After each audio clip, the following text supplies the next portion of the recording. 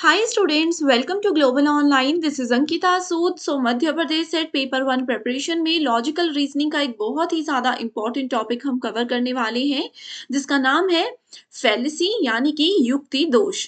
Fallacy क्या होता है, क्यों ये इम्पोर्टेंट है, ये सब चीज़ें पहले हम डिस्कस करेंगे। उसके बाद हम देखेंगे कि युक्ति दोष के अलग अलग प्रकार कौन से होते हैं। साथ ही मैं आपको ये भी बताऊंगी कि इस टॉपिक में से एग्जाम में किस तरीके से क्वेश्चंस पूछे जाते हैं। बहुत ही स्मार्ट ट्रिक्स के साथ, जैसे अभी तक लॉजिकल रीजनिंग मैंने आपके साथ शेयर किया है, वैसे ही इस टॉपिक को भी हम कवर करेंगे।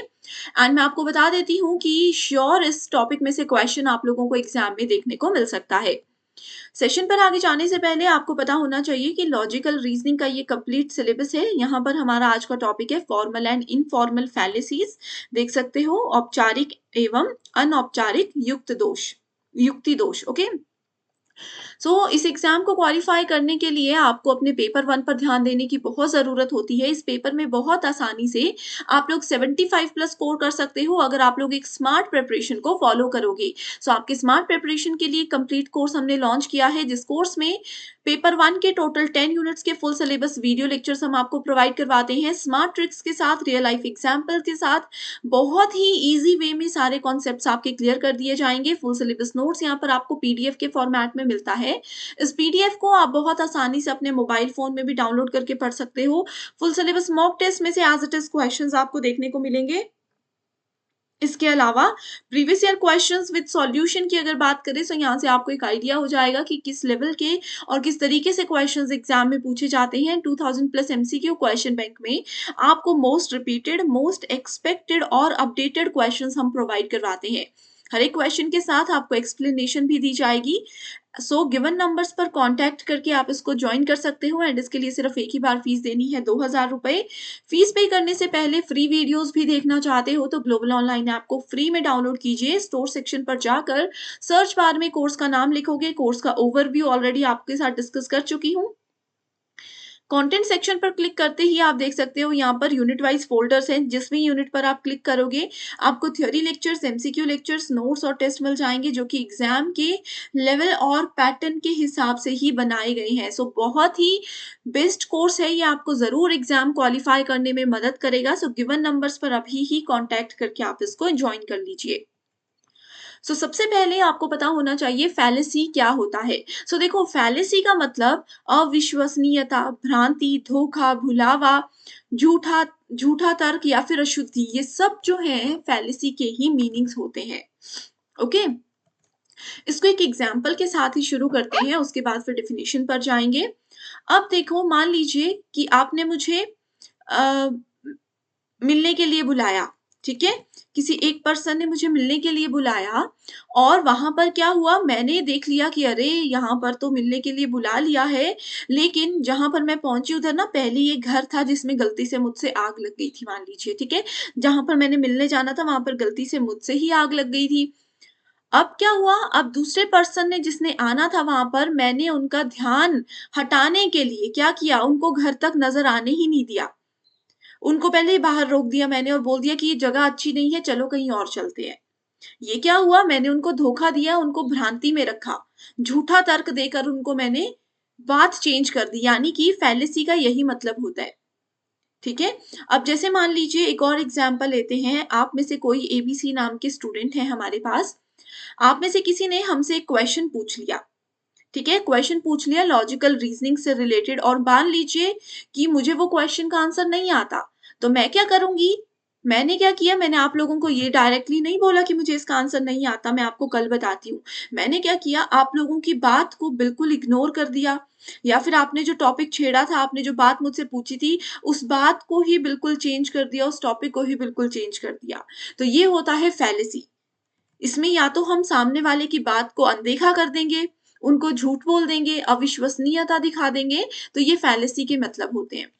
डेफिनेशन पर जाएंगे तो आपको और भी आसान हो जाएगा। लास्ट लेक्चर में हम लोगों ने हेत्वाभास पढ़ा था। हेत्वाभास क्या होता है, ये संस्कृत टर्म है जिसका मतलब ऐसे फैलेसी होता है। फैलेसी को ही संस्कृत में हेत्वाभास बोला जाता है। Fallacy is the use of invalid और अदरवाइज फॉल्टी रीजनिंग और wrong moves in the construction of an argument, ठीक है। भ्रांति किसी तर्क के निर्माण में अमान्य या अन्यथा दोषपूर्ण तर्क या गलत चाल का उपयोग कहलाता है। ठीक है, तो ये होती है फैलेसी। फैलेसी दो प्रकार की होती है, फॉर्मल फैलेसी यानी कि औपचारिक भ्रांति और इनफॉर्मल फैलेसी यानी कि अनौपचारिक भ्रांति।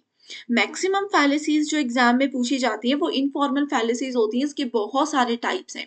ठीक है, सो फॉर्मल क्या होती है, उन तर्कों को संदर्भित करती है जिनकी संरचना या रूप अमान्य होता है। इनफॉर्मल फैलेसी उन तर्कों को संदर्भित करती है जिनमें गलत या अप्रासंगिक आधार होता है। ठीक है, इनकरेक्ट और इररिलेवेंट प्रीमाइसेस जहां पर होते हैं वो इनफॉर्मल होती है, और जहां पर इनवैलिड स्ट्रक्चर या इनवैलिड फॉर्म होता है वो फॉर्मल फैलेसी होती है। क्लियर? अब देखो यहाँ पर एक और डेफिनेशन है जो हमने अभी चीजें डिस्कस की थी। फैलेसी एक एरर होता है, ये कोई भी त्रुटि होती है किसी भी आर्ग्यूमेंट में, किसी भी तर्क में अगर कोई गलती हो जाती है, कोई एरर आ जाता है, उसको फैलेसी बोलते हैं, जो कि हमारे माइंड को डिसीव करती है, जो कि हमारे माइंड को भी धोखा देती है। जैसे मैंने आपको बताया, किसी बच्चे ने मुझसे कोई क्वेश्चन पूछा, मुझे उसका आंसर नहीं आता, तो मैं क्या करूंगी, आप लोगों को या तो मैं इग्नोर कर दूंगी या फिर मैं आपको धोखा दे दूंगी कि ये तो इजी क्वेश्चन है, या फिर मैंने उस वक्त बोल दिया कि चलो, आपने जैसे ए नाम के बच्चे ने मुझसे कोई क्वेश्चन पूछा, अब मुझे लगा कि अरे ये तो मुझे आता ही नहीं है, अब क्या करें, तो मैंने आपको बोल दिया, किसी दूसरे बच्चे को बोल दिया कि चलो क्लास में आप बहुत शोर कर रहे हो ना, इसका आंसर बताओ। मैंने क्या किया, बात को चेंज कर दिया। या फिर आपने मुझसे क्वेश्चन पूछा था, ए नाम के स्टूडेंट ने, मैंने आप पे चिल्लाना शुरू कर दिया कि अभी थोड़ी देर पहले ही तो इसके बारे में मैंने बताया, आपको फिर भी नहीं आ रहा। ऐसे करके जो हम बात को चेंज कर देते हैं अपना सेफ साइड रखने के लिए, उस चीज को फैलेसी बोला जाता है। बहुत सिंपल चीज है, बहुत सिंपल लैंग्वेज है। Okay, next we have informal fallacy. देखो यहाँ पर, informal fallacy is a fallacy that is caused by content and context of the argument. Formal fallacy जो कि invalid logic की वजह से होती है। कई बार मैंने किसी को बहाना मारना होता है, कहीं नहीं जाने का बहाना देना होता है, तो मैंने कुछ भी इनवैलिड सी बात बोल दी, उसका ना कोई तर्क है ना कोई उसमें लॉजिक बनता है, तो वो क्या होगी, वो फॉर्मल फैलेसी होती है। ठीक है, सो देखो एग्जाम्पल्स हैं, अपील, ये सारे एग्जाम्पल्स इनफॉर्मल के ही है। Okay, appeal to ignorance, begging the question, false dilemma, moving the goalpost, red herring fallacy, strawman fallacy. Red hearing fallacy एक बहुत इंपॉर्टेंट और इंटरेस्टिंग है, इसको मैं यहीं पर बता देती हूँ। अब देखिए, ए ने बी को कोई बात बताई, ठीक है, बी ने क्या किया, उस बात को ध्यान से पहले सुना नहीं और उसका कुछ और मीनिंग निकाल लिया और सी को वो कुछ और बात बता दी। अब सी के साथ भी सेम हुआ, सी ने भी उस बात को सुना नहीं और समझा नहीं और उसी बात की कुछ कुछ बनाकर डी को बता दिया, तो वो रेड हियरिंग फैलेसी है कि गलत सुना, गलत बताया और स्टोरी कहाँ से कहाँ पहुंच गई। ठीक है, सो वन बाय वन हर एक चीज को हम देखेंगे। ये देखो एक क्वेश्चन है, इसमें 4 टाइप्स की फैलेसीज हैं, यहाँ से मैं आपको ये 4 टाइप्स बिल्कुल क्लियर कर देती हूँ। Which fallacy is committed in the following argument? As a society, we have an obligation to support the needy. यानी कि समाज के रूप में हमारा ये दायित्व है, हमारी ये रिस्पॉन्सिबिलिटी है कि हम जरूरतमंद लोगों की सहायता करें। बिल्कुल सही बात है, क्योंकि people who do not have sufficient resources have a right to the resources of the community. इसका कारण इन्होंने ये बता दिया कि जिन लोगों के पास पर्याप्त संसाधन नहीं होते हैं, उनका सामुदायिक संसाधनों पर अधिकार होता है। तो क्या ऐसा होता है? सो इसमें देखो करेक्ट आंसर है बैगिंग द क्वेश्चन, आत्माश्रय दोष। ओके, सो देखो बैगिंग द क्वेश्चन क्या होता है, उसके बाद फिर ये बाकी के 3 टाइप्स को भी हम डिस्कस करेंगे। ये एक लॉजिकल फैलेसी है जहां पर आर्ग्यूमेंट में जो प्रीमाइसेस होते हैं वो अज्यूम करते हैं उस कंक्लूजन को। अब पहले जैसे जहां पर भी देखो, इसका कीवर्ड बताती हूँ, जहां पर भी बिकॉज टर्म नजर आएगी, क्योंकि नजर आएगा, इसका मतलब है कि हमने ऊपर लिखी हुई स्टेटमेंट से उसका कंक्लूजन, उसका निष्कर्ष निकालने की कोशिश की है ना। तो बैगिंग द क्वेश्चन होता है कि क्वेश्चन के पीछे जाकर हम खुद से उसका निष्कर्ष निकाल रहे हैं। हमने क्या किया, सपोर्ट नहीं किया ऊपर वाली स्टेटमेंट को, हमने बस उसका कंक्लूजन निकालने की कोशिश कर ली। In other words, the argument is built in such a way that it would only be seen as valid to those who already accept its conclusion. ठीक है, तर्क इस तरह से बनाया जाता है इसमें कि यह केवल उन लोगों के लिए मान्य होगा जो इसके निष्कर्ष को पहले ही स्वीकार कर चुके हैं। ओके, सो नेक्स्ट है देखो इक्विवोकेशन, वाक्य छल। वाक्य का पता है आपको, वाक्य छल क्या होता है? छल करना किसी के साथ, है ना। Equivocation involves using ambiguous language to conceal the truth or to avoid committing oneself। ठीक है, इसमें सच्चाई को छुपाने या स्वयं को प्रतिबद्ध करने से बचने के लिए अस्पष्ट भाषा का उपयोग करना शामिल होता है। अनक्लियर वर्ड्स का यूज अगर मैं करती हूँ तो उसको इक्विवोकेशन कहा जाता है। फैलेसी ऑफ कंपोजिशन था, फैलेसी ऑफ कंपोजिशन, ठीक है, सहती दोष। सो ये क्या बोलता है? It assumes that what's true of the part must also be true of the whole। अब मान लीजिए इसका ये मतलब है कि पूरी स्टोरी में अगर एक भी बात सच है, एक भी उसका छोटा सा पार्ट सच है, तो हम मान लेंगे कि वो पूरी ही स्टोरी सत्य है। साथी दोष ये बोलता है कि जो अंश के लिए सत्य है वो संपूर्ण के लिए भी सत्य होना चाहिए। अब किसी एक स्टेटमेंट का एक छोटा सा पार्ट अगर ट्रू है तो हम बोलेंगे कि अगर ये वाला पार्ट ट्रू है तो पूरी स्टेटमेंट ही ट्रू होगी, उसका कंक्लूजन भी ट्रू होगा। ये होता है फैलेसी ऑफ कॉम्पोजिशन। अगला प्रकार है appeal to emotion. Appeal to emotion is an attempt to manipulate an emotional response in place of a valid or compelling argument। मनोभाव आग्रह एक वैध और सम्मोहक तर्क के स्थान पर भावनात्मक प्रतिक्रिया में हेरफेर करने का प्रयास होता है। सिंपल सी चीजें हैं, कुछ भी इसमें एक्सप्लेनेशन की जरूरत नहीं है, बस कंफ्यूज मत होइएगा, चीजें बहुत आसान है। नेक्स्ट क्वेश्चन देखो, सेम आंसर है begging the question. So question देखते हैं। Mister cobra is a murderer because he wrongfully killed someone। वो एक हत्यारा है क्योंकि उन्होंने गलत तरीके से किसी को मार डाला है। बिकॉज आ गया, बिकॉज देखते ही बैगिंग द क्वेश्चन पर चले जाइए। ठीक है, एक स्टेटमेंट से दूसरे स्टेटमेंट का बिकॉज क्या करता है? दोनों को लिंक करता है, कंक्लूजन बताता है। सो वो बैगिंग द क्वेश्चन होता है, आत्माश्रय दोष होता है, जो कि बहुत एक इंपॉर्टेंट टाइप है। अब ठीक है, सो इसमें बाकी टाइप्स देखते हैं। एड होमिनेम और हेस्टी जर्नलाइजेशन व्यक्ति विशेष के लिए, और अविचारी सामान्यीकरण देखते हैं। ओके, सो पहले देखो यहाँ पर स्लिपरी स्लोप भी एक टाइप होता है।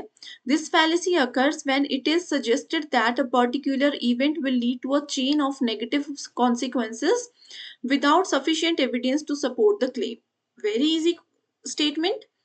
ये वो होता है जब ये सुझाव दिया जाता है कि एक विशेष घटना, कोई भी एक इंसिडेंट आपके साथ हो गया, विशेष घटना दावे का समर्थन करने के लिए पर्याप्त साक्ष्य के बिना बिना सबूत के, मतलब ठीक है, नकारात्मक परिणामों की एक श्रृंखला को जन्म देती है। एक इंसिडेंट हमारे साथ हो गया, उस इंसिडेंट में हमारे पास कोई सबूत नहीं है, कोई वैलिड एविडेंस नहीं है, एंड वहां पर जो एविडेंसेस थे उससे क्या हो गया? नेगेटिव रिजल्ट्स आने लगे और स्टेटमेंट नेगेटिव हो गई।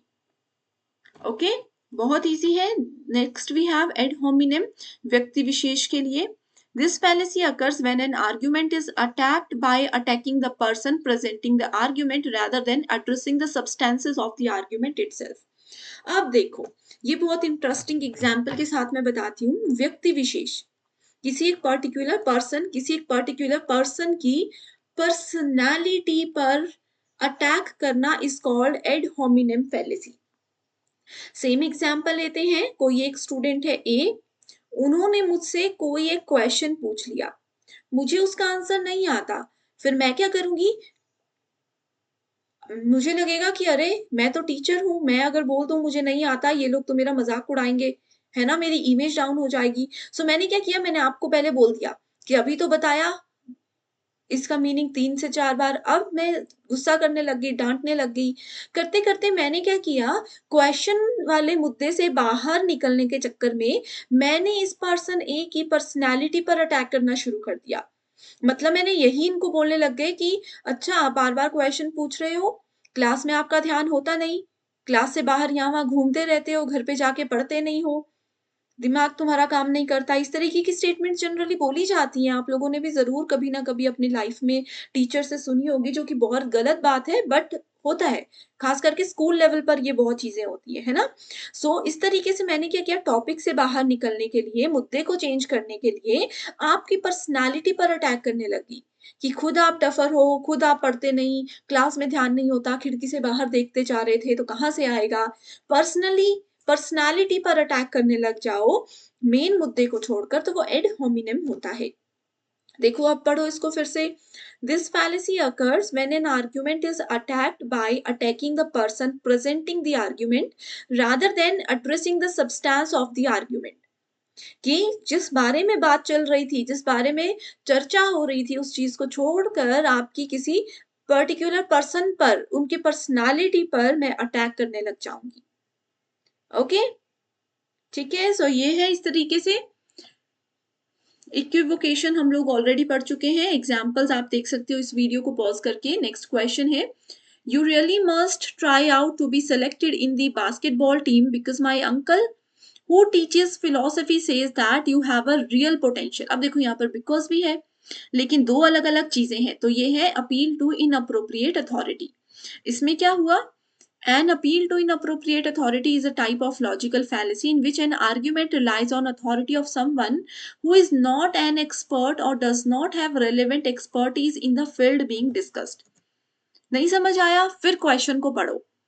You really must try out to be selected in the basketball team। अब मैंने ए को बोल दिया कि आपको ज़रूर बास्केटबॉल ट्राई करना चाहिए, आप ज़रूर सेलेक्ट हो जाओगे। अब उसने पूछा, अच्छा आपको ऐसा क्यों लगा? तो मैंने बोल दिया कि मेरे एक अंकल हैं, एक्स नाम के एक्स नाम के एक मेरे अंकल हैं जो कि फिलॉसफी के टीचर हैं। उन्होंने बोला कि आप में ये पोटेंशियल है। अब इसमें क्या हुआ? इसकी पर्सन ए की किसी ने तारीफ कर दी, लेकिन वो स्पोर्ट्स टीचर नहीं है जिनको कि पता है रियल पोटेंशियल गेम्स के बारे में। वो क्या है? वो एक फिलॉसफी से रिलेटेड टीचर हैं जिनको गेम्स के बारे में इतना नॉलेज नहीं है अकॉर्डिंग टू दिस क्वेश्चन। ठीक है? सो बास्केटबॉल टीम के कोच अगर ये बात बोलते तो ये अपील टू अप्रोप्रिएट अथॉरिटी नहीं होता, तो ये बैगिंग द क्वेश्चन होता। लेकिन क्योंकि यहाँ पर इनकी तारीफ या इनको कोई सजेशन दिया गया है एक ऐसे पर्सन के द्वारा जो कि खुद उस फील्ड से बिलोंग नहीं करता, जो कि खुद उसमें एक्सपर्ट नहीं है, उसमें विशेषज्ञता उसकी नहीं है, तो ये हो जाएगा an appeal to inappropriate authority. Okay, so I hope everything is clear till now. ठीक है स्टूडेंट्स, सो अभी तक जितने भी टाइप्स हमने किए ये बहुत इंपॉर्टेंट है। हमेशा की तरह मुझे मोटिवेटेड रखने के लिए आप क्या करोगे? कमेंट करोगे, वीडियो को लाइक करोगे, नेक्स्ट टॉपिक भी ज़रूर बताओगे, और मंडे से हम ट्राई करेंगे कि मैथमेटिक्स और रीजनिंग के क्लास आपके लिए लेकर आएँ। सो जितने भी स्टूडेंट्स को मैथ्स, रीजनिंग और डेटा इंटरप्रिटेशन के क्लासेस चाहिए तो मुझे वो कमेंट करके बता दीजिएगा। ओके, इसी के साथ पेपर 2 स्टडी मटेरियल हम लेकर आए हैं जिसमें आपको full syllabus notes and MCQs दिए जाएंगे। एमसीक्यूज में आपको previous year questions, expected and repeated questions मिलेंगे, जो कि मध्य प्रदेश सेट एग्जाम के बाद जो इसका इंटरव्यू होता है उसको क्वालिफाई करने में भी मदद करेंगे। तो सब्जेक्ट अपना यहाँ पर देखिए, गिवन व्हाट्सएप नंबर्स पर कांटेक्ट कीजिए, एंड इसके लिए सिर्फ एक ही बार फीस देनी है 1280 रुपए। सो जब तक आपका एग्जाम और आपका इंटरव्यू क्वालिफाई नहीं हो जाता तब तक आप इस स्टडी मटेरियल का बेनिफिट उठाते रहिएगा। Okay, so thank you so much everyone for watching this video and I wish you all the very best.